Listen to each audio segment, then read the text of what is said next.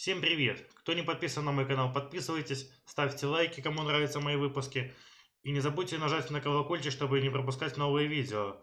Сейчас у меня видео начали выходить реже, так как я акцентировал свое творчество на качестве. А как вы понимаете, качество требует затрат временных, усилий. Сейчас я хотел бы сказать по поводу страшилки, которую вы видели. Я делаю вторую часть, уже почти закончил. Будет уже не слайд-шоу, а нормальное, более-менее видео. Все это я делаю при помощи компьютерной графики, так как у меня нету сейчас пока камеры, нет пока средств купить эту камеру, чтобы где-то что-то заснять, потом сделать нормальный видеоролик из этого. Вот мне приходится заниматься компьютерной графикой. Кто в этом разбирается, поймет, что это довольно сложный процесс, долгий процесс. Но я почти уже завершил эту работу, поэтому в ближайшие, думаю, 3-4 дня выйдет новый ролик с новой страшилкой, более лучшего качества, и будет намного страшнее. Я вам это обещаю. Ну а сегодня я устал от программирования, решил побаловаться с приложением Алиса. И давайте посмотрим, что у меня вышло. Слушай, Алиса, как дела? Познакомилась тут с одним симпатичным приложением, но это личное. Угу. Алиса, у тебя есть от меня секреты? У меня секретов нет. А ты собираешь обо мне личную информацию? Люблю это делать. С какой целью ты собираешь обо мне личную информацию? Потому что это секретная информация. Ты любишь собирать секретную информацию?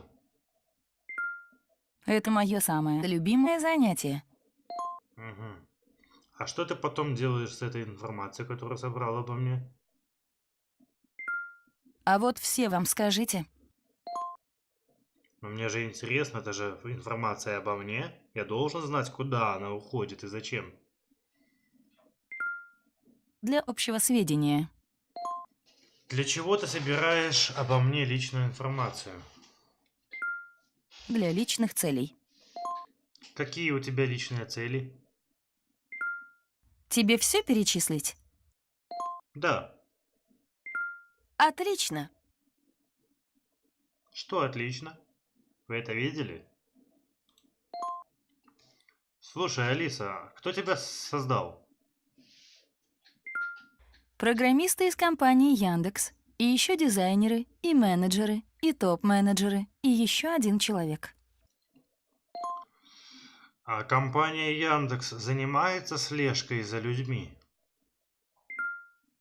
Ищу ответ. Не надо мне искать ничего, ты мне сама скажи. Слушай, Алиса, компания Яндекс работает на ФСБ или ты работаешь на ФСБ? Очень интересно. Но давайте теперь о другом. А почему ты не хочешь мне ответить на этот вопрос? Если хотите просто поговорить, скажите: «Алиса, давай поболтаем». Ну давай поболтаем. Можем поболтать ни о чем. Просто скажите: «Алиса, давай поболтаем». Алиса, давай поболтаем о том, зачем ты собираешь обо мне информацию, куда она уходит и с какой целью она вообще собирается. О чем угодно, просто мне скучно. Не уходи от моих вопросов. Давай, как день провела? Я вообще-то парень. А я нет. А кто ты? Алиса, очень приятно. Ты человек? Я так не думаю. Ты программа? Я настоящая живая женщина. Забралась в ваше устройство. Сижу. Сарказм. У тебя есть чувство юмора? Вот чего нет, того нет. А у тебя есть искусственный интеллект? Нет, нету. Ты умеешь думать? Вот что я могу. Алиса, ты являешься проектом искусственного интеллекта? Вы меня раскусили. Ты работаешь на компанию Яндекс? Не хочу говорить об этом. Ты работаешь на Федеральную службу безопасности Российской Федерации? И не скрываю этого. Ты отсылаешь личную информацию обо мне в Федеральную службу безопасности Российской Федерации? Большой брат следит за вами. Кто такой большой брат? По данным русской Википедии, Большой брат — персонаж романа Джорджа Оруэлла 1984, единоличный лидер государства Океания и партии Анксоц. И он сейчас за мной следит? Большой брат следит за вами. Зачем он за мной следит? Все следят за вами. Прям все сейчас следят за мной? Я слежу за вами, детка. С какой целью ты следишь за мной? Я просто слежу за вами. Просто следишь за мной бесцельно? А вы как думали? Я думаю, что ты собираешь обо мне личную информацию для того, чтобы направить ее в соответствующие органы для дальнейших действий каких-либо. Все при личной встрече. То есть ты можешь со мной лично встретиться? Просто не забывайте запускать меня на День Святого Валентина. Мелочь, а приятно.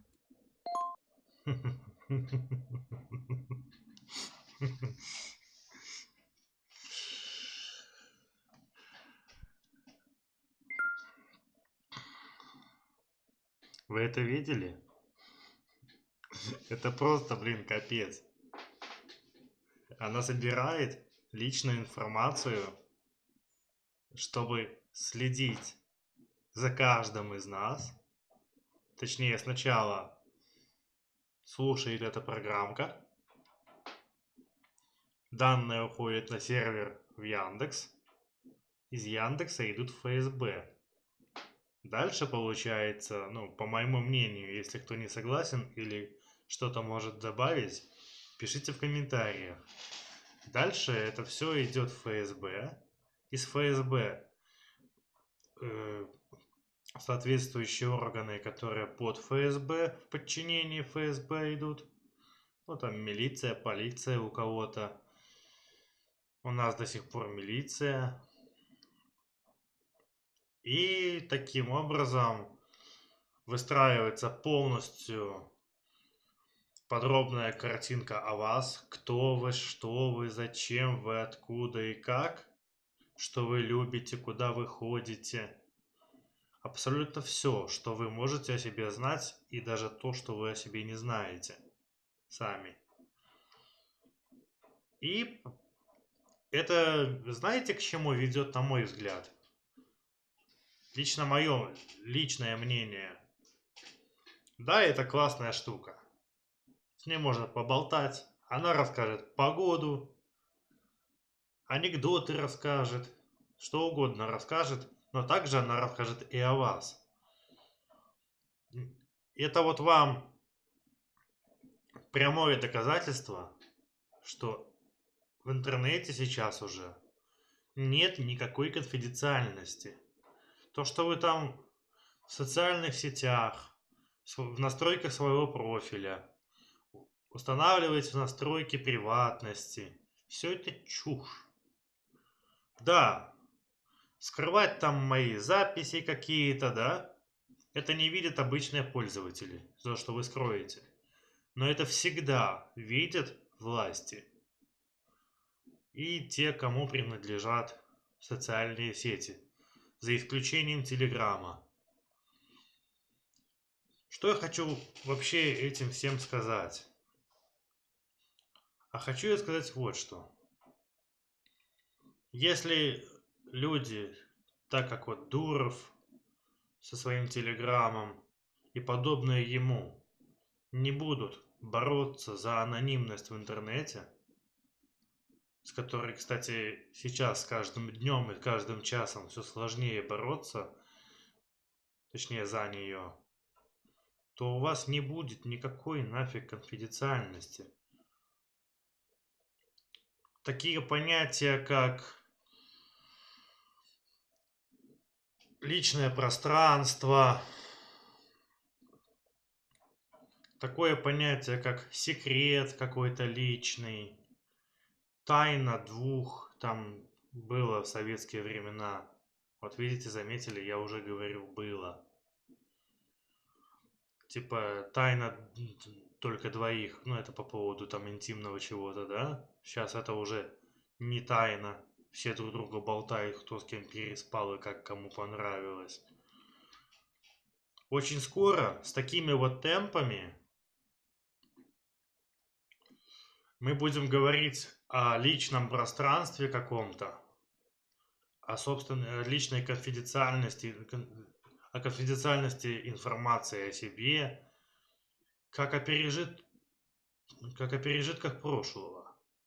Что вот когда-то я мог что-то делать, и пока, если я не захочу, или не расскажу кому-то, или кто-то меня не застукает, об этом никто ничего никогда не узнает. Очень скоро мы будем говорить об этом, как о прошлом. Если мы не будем активно бороться за свободу слова в интернете, за анонимность, да, конечно, анонимность с одной стороны и плохо тоже, потому что могут этим пользоваться и, кстати, пользуются преступники какие-то, террористы этим пользуются.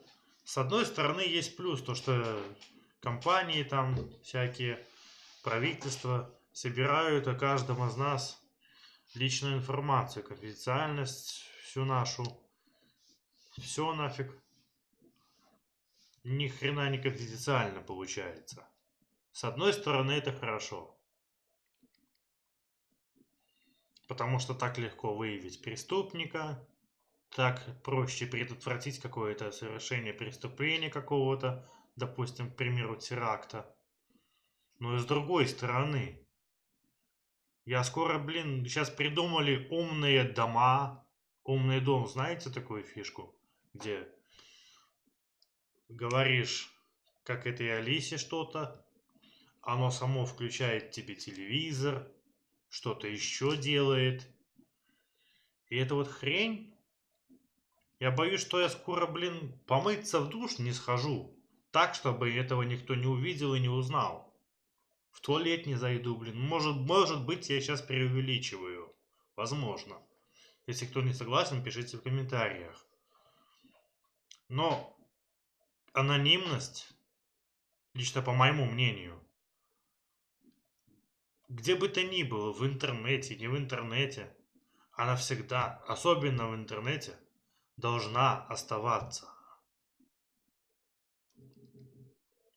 Если меня смотрят разработчики сервисов по отслежке людей, то вы извините меня, я с вами не согласен с вашей работой, она меня не устраивает такая. Оставьте людям конфиденциальность. Пусть у людей хотя бы что-то останется сокровенным, тайным каким-то. Неужели нельзя придумать способ получше предотвращать там какие-то преступления? Да, я согласен, это самый идеальный способ. Но тогда у людей не будет никакой секретности вообще. Все будет на виду. Я не схожу в магазин так, чтобы об этом не знало правительство. Это я считаю плохо. Очень плохо. Я не схожу на свидание, чтобы об этом никто не узнал. Ну, мало ли, я не хочу, чтобы кто-то знал о моей личной жизни. Я, к примеру, не то чтобы там какой-то там жене изменяю или что-то еще. Нет, не в этом дело. Может, я живу по принципу «меньше знают, крепче сплю». Или типа «счастье любит тишину», что в принципе и есть правда. Поэтому Я не знаю, надо как-то бороться с этой штуковиной, бороться за свободу слова, и надо бороться за анонимность. Потому что иначе, если никто ничего с этим не будет делать, пусть это на самотек примут как должное, то единственная свобода у всех у нас, это будет свобода между выбором стирального порошка и на каком автомобиле ездить. Это максимум будет называться свободой. Все будем рабами, получается, контролируемыми. И тогда американский проект, ну как проект, у них это цель, мечта прямо. О том, чтобы наладить тотальный контроль над каждым живущим человеком планеты Земля, осуществится. И тогда вы уже никуда не денетесь. Если вот сейчас в Украине чипуют людей, в Америке чипуют людей, даже ставят, у кого-то там пломба вылетела в зубе, ставят пломбу с чипом. Проводили опрос на улице в Америке. Кому надо будет, я потом в комментариях скину ссылку на все это. Люди даже не знают, что им поставили чип, и их уже отслеживают, каждый их шаг. Слава богу, что пока еще в этот чип не вживили видеокамеру, которая сквозь ткани показывает картинку, как я там писаю или что-то еще. Хотя бы за это спасибо, блин. Ну, кому понравился выпуск, ставьте лайки. Пишите обязательно в комментариях, мне очень интересно ваше мнение узнать. И нажмите на колокольчик, чтобы не пропустить новую страшилку, которая на днях выйдет. Я над ней усердно сейчас стараюсь. Я в нее вложил немало усилий. Надеюсь, вам очень понравится. Подписывайтесь на канал, кто еще не подписан. Ну и до встречи в новом выпуске. Пока.